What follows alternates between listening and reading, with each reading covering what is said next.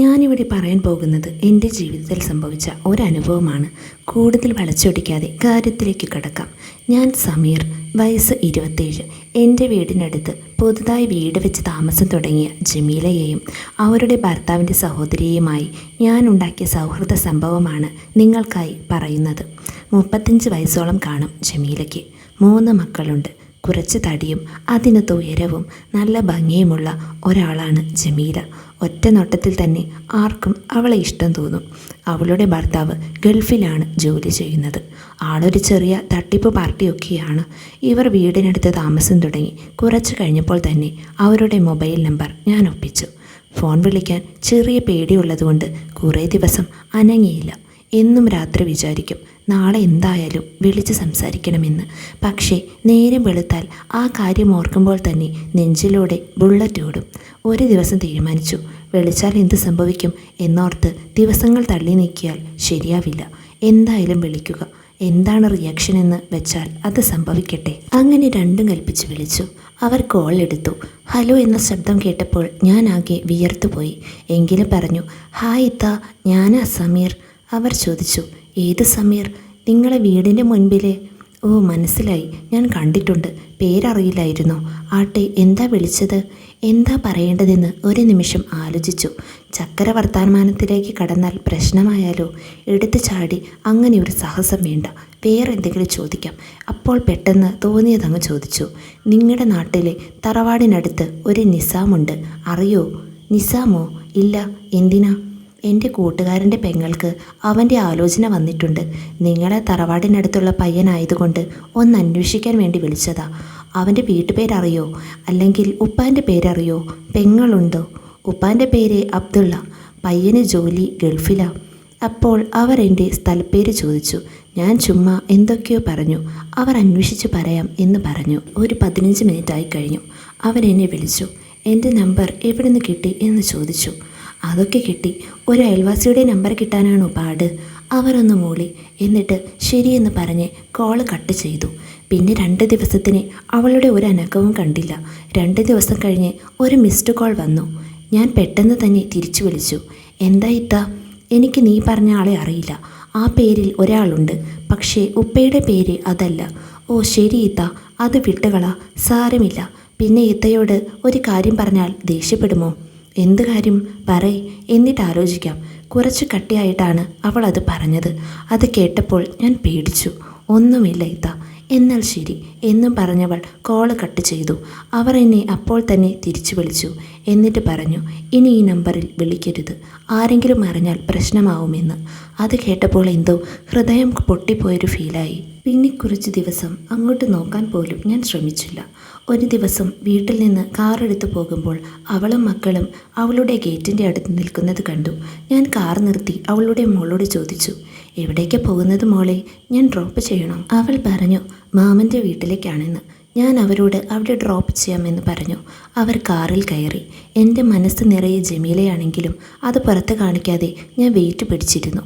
അവളോടൊന്നും മിണ്ടിയില്ല, മകളോട് മാത്രം മിണ്ടി. അപ്പോൾ അവൾ എന്നോട് സംസാരിക്കാൻ തുടങ്ങി. എന്തു പറ്റി? വലിയ മസിൽ പിടുത്തമാണല്ലോ. ഹേ, ഒന്നുമില്ല. അയൽപക്കത്തുകാരനാണെന്ന പരിഗണന പോലും ഇല്ലല്ലോ. അതാണല്ലോ താക്കീത് തന്നത്. നമ്മളൊക്കെ വേസ്റ്റ് കേസാണേ, വിട്ടുകളാ, ജീവിച്ചു പൊയ്ക്കോട്ടെ. ഹോ ശരി, ആയിക്കോട്ടെ എന്നും പറഞ്ഞവർ മിണ്ടാതെ ഇരുന്നു.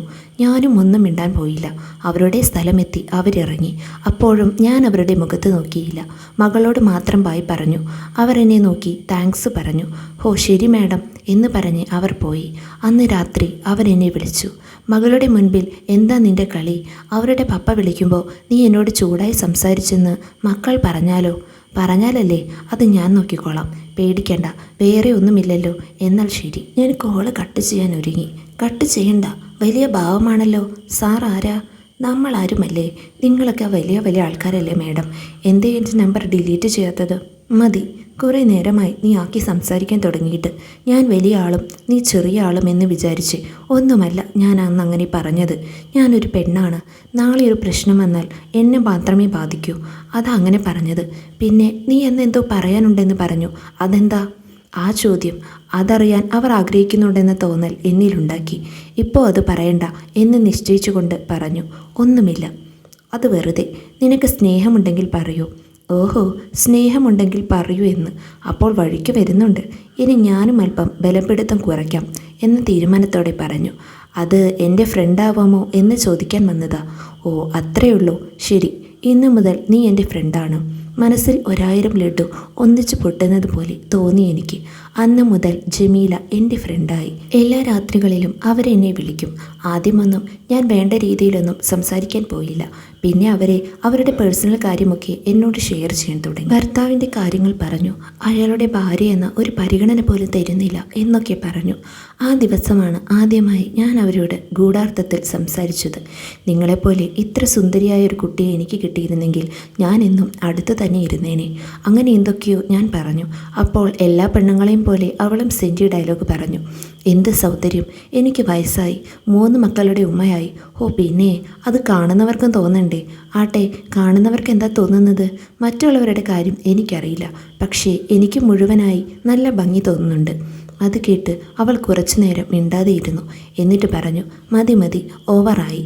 ഓവറല്ല, ഉള്ളത് പറഞ്ഞതാ. ഇത്ത ഒന്ന് മൂളിയാൽ മാത്രം മതി, ഞാൻ കല്യാണം കഴിച്ച് പൊന്നു പോലെ നോക്കിക്കോളാം.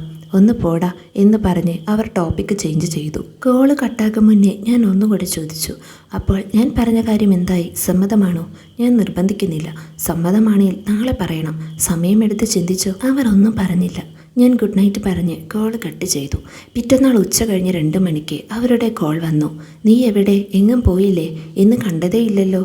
ഓഹോ, അപ്പോൾ എന്നെ കാണാൻ വേണ്ടി ഇങ്ങോട്ട് നോക്കാറൊക്കെ ഉണ്ടല്ലേ? പിന്നെ പുറത്തു മാത്രം. എന്തിനാ ജാട കാണിക്കുന്നത്? ജാടയൊന്നും കാണിച്ചിട്ടില്ല. പിന്നെ നീ പറഞ്ഞ കാര്യം അത്ര എളുപ്പമാണോ? നിങ്ങൾ ആൺപിള്ളേർ ആദ്യം കാണിക്കുന്ന സ്നേഹം പിന്നെ കാണിക്കില്ല. കുറച്ചു നാൾ കഴിയുമ്പോൾ കൂട്ടുകാരുടെ മുൻപിൽ ആളാകാൻ വേണ്ടി അവരോടൊക്കെ പറയും, അവളെ ഞാൻ ഇങ്ങനെയെല്ലാം കല്യാണം കഴിച്ചെടുത്തു എന്നൊക്കെ. അങ്ങനെ വല്ലതുമായാൽ നഷ്ടപ്പെടുന്നത് പെണ്ണിൻ്റെ ജീവിതമല്ലേ? അങ്ങനെ ബ്ലാ ബ്ലാ എന്നൊരുപാട് പറഞ്ഞു. എല്ലാം കേട്ടിട്ട് ഞാൻ പറഞ്ഞു, ശരി എങ്കിൽ ഞാൻ ഇനി ഒന്നും പറയുന്നില്ല. എല്ലാത്തിനും സോറി. നിങ്ങൾ എന്നെക്കുറിച്ച് അങ്ങനെയല്ലേ വിചാരിച്ചത്? താങ്ക്സ്. എന്നാൽ ശരി, ബൈ പറഞ്ഞ് കോൾ കട്ട് ചെയ്തു. അവൾ അപ്പോഴേക്കും തിരിച്ചു വിളിച്ചിട്ട് പറഞ്ഞു, നീ എന്തിനാ കോൾ കട്ട് ചെയ്യുന്നത്? കാര്യം പറയുമ്പോൾ ദേഷ്യപ്പെടുന്നത് എന്തിനാ? എന്നാൽ ഒരു കാര്യം ചെയ്യാം, ഇപ്പോഴത്തെ പുതിയ കുട്ടികൾ ചെയ്യുന്നത് പോലെ. അതായത് നമുക്ക് കുറച്ച് ദിവസം പരസ്പരം നല്ല രീതിയിൽ അറിയാം. അതായത് ഇപ്പോഴുള്ള ലിവിങ് ടുഗദർ പോലെ. അതിനുശേഷം നിനക്കെന്നെ വഞ്ചിക്കാൻ പറ്റില്ല എന്ന് ഉറപ്പ് വരുത്തുമ്പോൾ മാത്രം നമ്മൾ വിവാഹം ചെയ്താൽ മതി.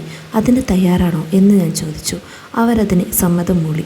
അങ്ങനെ അന്നു മുതൽ ഞാൻ അവരുടെ ഒരു നല്ല പാർട്ട്ണറായി ജീവിക്കാൻ തുടങ്ങി. കാര്യങ്ങൾ പക്ഷേ ഞാൻ വിചാരിച്ചതിലും അപ്പുറത്തേക്ക് കടന്നുപോയി. പിറ്റത്തെ മാസമായപ്പോഴേക്കും അവൾ ഗർഭിണിയായിട്ടുണ്ടായിരുന്നു. എൻ്റെ കയ്യിൽ നിന്നും എല്ലാം കഴിഞ്ഞു പോയി. ഞാനിനി എന്ത് ചെയ്യുമെന്നോർത്ത് പേടിച്ചിരിക്കുമ്പോഴാണ് ഇതെല്ലാം ഭർത്താവിൻ്റെ തലയിൽ കെട്ടിവെക്കാം എന്നവൾ പറഞ്ഞത്. അതിനുവേണ്ടി എത്രയും വേഗം ഭർത്താവിനെ നാട്ടിലേക്ക് കൊണ്ടുവരണം എന്നവൾ എന്നോട് പറഞ്ഞു. അതിനുവേണ്ടി ഞങ്ങൾ രണ്ടാളും ഒരു പ്ലാനിട്ടു.